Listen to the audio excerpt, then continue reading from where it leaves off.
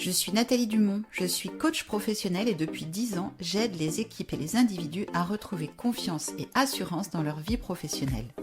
Mais qu'est-ce que la confiance en soi et comment se construit-elle? Avec nos briques de confiance intrinsèques, nos forces et nos talents naturels, ou bien avec les briques que l'on ajoute au fur et à mesure de nos expériences et de notre développement personnel? Parce que je crois dans la force de l'expérience qui transforme, dans chaque épisode de Fortitude Coaching, je vous propose de poser une petite brique de confiance grâce à l'expérience, un sujet, un outil, une action. Je me suis libérée déjà de la sévérité du regard que j'avais sur moi en permanence. Que s'est-il passé d'après vous pendant ce coaching ? Il n'y a plus de confusion entre finalement la manière dont j'exerce mon métier et la valeur que je me porte. Voilà. Parce que je me sens vraiment grandie et forte d'un immense amour de moi. Eh bien, Véronique s'est tout simplement libérée d'une croyance limitante. Mais à travers la libération d'une croyance limitante, je me questionne moins sur le droit que je peux avoir d'exprimer ce que je pense et je me pose plus la question de ma légitimité. Oui, mais comment ? Comment le coaching peut-il aider à se libérer des croyances limitantes ? Eh bien, vous verrez que la façon dont Véronique en parle est un véritable mode d'emploi. Les croyances limitantes, c'était le sujet du tout premier épisode de cette série de podcasts. Alors, je vais juste rappeler ici qu'une croyance, c'est une vérité qu'on a développée sur soi-même, sur les autres ou encore sur le monde, et qui, dans le cas des croyances limitantes, nous empêche d'oser. Une vérité qui nous empêche de réaliser ce qui nous tient à cœur, qui nous empêche de faire ce que l'on souhaite. Une croyance limitante, c'est littéralement une croyance qui nous limite, une vérité qui nous limite et dont on n'a pas forcément conscience. Et dans l'épisode 1 donc, de ce podcast, à travers un sujet, un outil et une action, j'expliquais comment travailler sur une croyance limitante pour s'en débarrasser. Aujourd'hui, et grâce au témoignage de Véronique, nous allons découvrir ensemble comment le coaching peut aider très concrètement à se libérer des croyances qui nous limitent.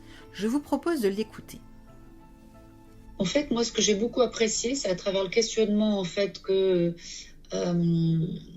Nathalie donc a eu. Elle m'a guidée finalement sur la prise de conscience de ce qui pouvait me bloquer, en m'expliquant ce qu'était une croyance limitante et en la reformulant. Donc ça a fait écho et ça a permis en fait de me connecter à certaines émotions enfouies. Mais ensuite, on a travaillé ensemble à la manière de la reformuler positivement. Donc c'est vraiment guidé en fait par Nathalie que j'ai pu déjà conscientiser, enfin rendre consciente cette croyance à travers l'effet miroir qu'elle m'a renvoyé en la reformulant d'abord et ensuite en me guidant pour la reformuler différemment.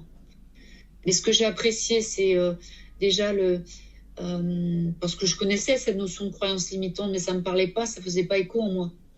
Et donc c'est à travers le questionnement et la manière dont elle l'a formulé pour moi au départ que ça a créé un effet de levier qui m'a permis déjà de lâcher prise sur des choses qui étaient bloquées en moi pour ensuite pouvoir m'ouvrir à une autre formulation et à pouvoir finalement, avec cette nouvelle formulation, lever des freins, y compris un sentiment d'imposture que je pouvais avoir dans le fait de prendre ma place. Si je m'exprime trop, je prends trop de place.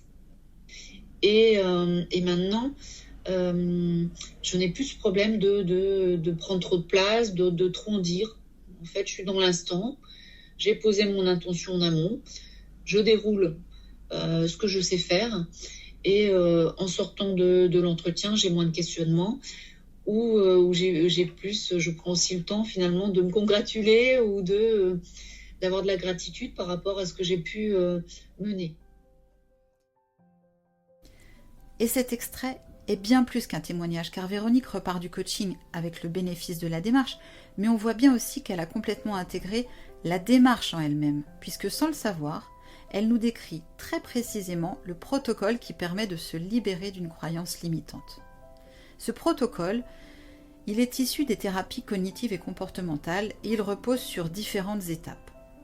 Ça commence par le questionnement du coach, à partir d'une problématique apportée par le coaché qui peut faire émerger une croyance limitante.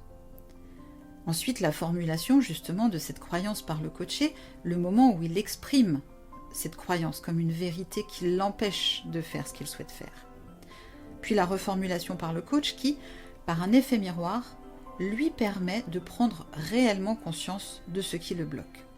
Ensuite, le travail sur les émotions associées à ce blocage, une étape d'acceptation avec le lâcher-prise, et enfin, la reformulation positive de la croyance, puis la mise en place d'un nouveau comportement. Mais la question qui peut se poser ensuite est finalement, qu'est-ce qu'il reste de tout cela après le coaching ? Est-ce que ce qui a été travaillé en séance est toujours un principe actif plusieurs mois après la fin d'un coaching ? J'ai interviewé Véronique environ 6 mois après la fin de son coaching. Écoutons-la répondre à cette question. Eh bien, écoute, tout ce que l'on a travaillé en coaching reste. Et donc, finalement, maintenant, je fais les pas de côté nécessaires dans certaines situations pour mieux m'affirmer avec assertivité. Et parfois, je décide de passer mon chemin en me disant que finalement, ça aussi, c'est le dernier enseignement qui fait que je me sens forte aujourd'hui, c'est ce que pense l'autre lui appartient, en fait. Une très belle conclusion à laquelle je souhaite simplement ajouter un immense merci. Merci à Véronique, qui d'ailleurs ne s'appelle Véronique que pour des raisons de confidentialité, mais ça vous vous en doutez bien. Merci à Véronique d'avoir témoigné sur la façon dont le coaching permet de se libérer d'une croyance limitante pour développer confiance et assurance. Et une dernière question peut-être avant de conclure ce podcast. Est-ce qu'il est possible de se libérer d'une croyance limitante en dehors de l'espace du coaching ? Peut-on, en dehors du coaching, remplacer une croyance qui nous limite par une croyance positive qui nous met en action et qui nous permet de mettre en place un comportement alternatif ? Oui, probablement. Ça peut au moins être un premier pas, une première étape de libération. Et vous trouverez une proposition de méthode dans l'épisode 1 des petites briques de confiance avec un sujet, un outil, une action sur le thème « Je manque de confiance en moi ».